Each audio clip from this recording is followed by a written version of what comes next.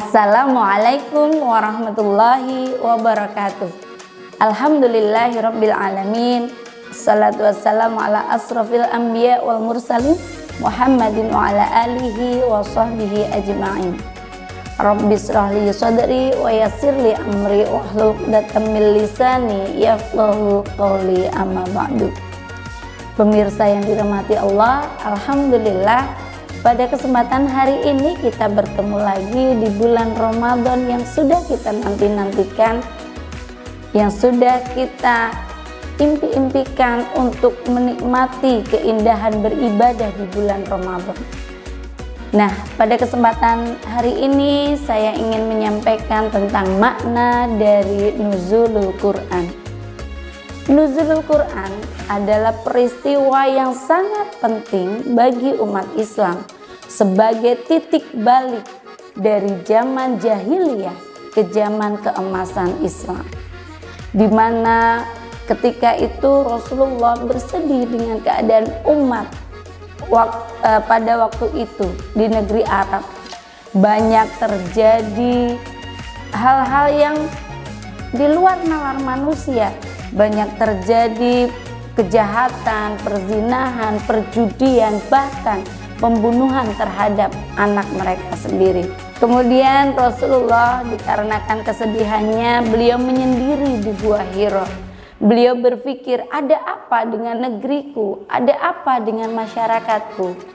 Dan saat tanggal 17 Ramadan ini Allah mengutus malaikat Jibril untuk memberikan wahyu, yaitu Al-Quran kepada Rasulullah Muhammad SAW, dan itu dijadikan menjadi pedoman hidup, menjadi aturan hidup yang nanti akan menjadikan bangsa Arab menjadi bangsa yang mulia keluar dari masa jahiliyah. Pemirsa yang dirahmati Allah, Al-Quran adalah aturan untuk kehidupan kita. Kita tidak perlu capek-capek untuk mencari aturan-aturan dari mana-mana. Kita tidak perlu mencari undang-undang karena Allah sudah memberikan undang-undang tentang kehidupan kita ini di Al-Quran. Di Al-Quran ini kita bisa belajar tentang bagaimana mendidik anak, bagaimana tentang keluarga, bagaimana tentang kehidupan bersosial, bernegara, semua diatur di dalam Al-Quran ini. Dan kita sebagai umat Islam, kita juga harus mempelajari kembali, mempelajari apa yang ada di dalam Al-Quran. Pemirsa yang dirahmati Allah, saya ingin mengajak diri saya dan juga pemirsa semuanya, marilah kita bersama-sama, kita kembali kepada Al-Quran.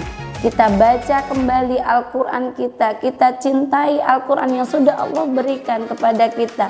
Ini adalah surat cinta dari Allah. Ini adalah bentuk kecintaan Allah kepada manusia, di mana Allah menginginkan manusia menjadi makhluk yang paling mulia di antara makhluk-makhluk yang lain.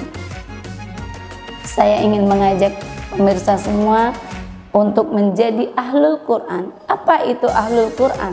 Ahlul Quran adalah orang yang selalu bersama Al-Quran, orang yang selalu hidupnya itu berpegang teguh dengan Al-Quran. Dan ada hal-hal keistimewaan dari Al-Quran.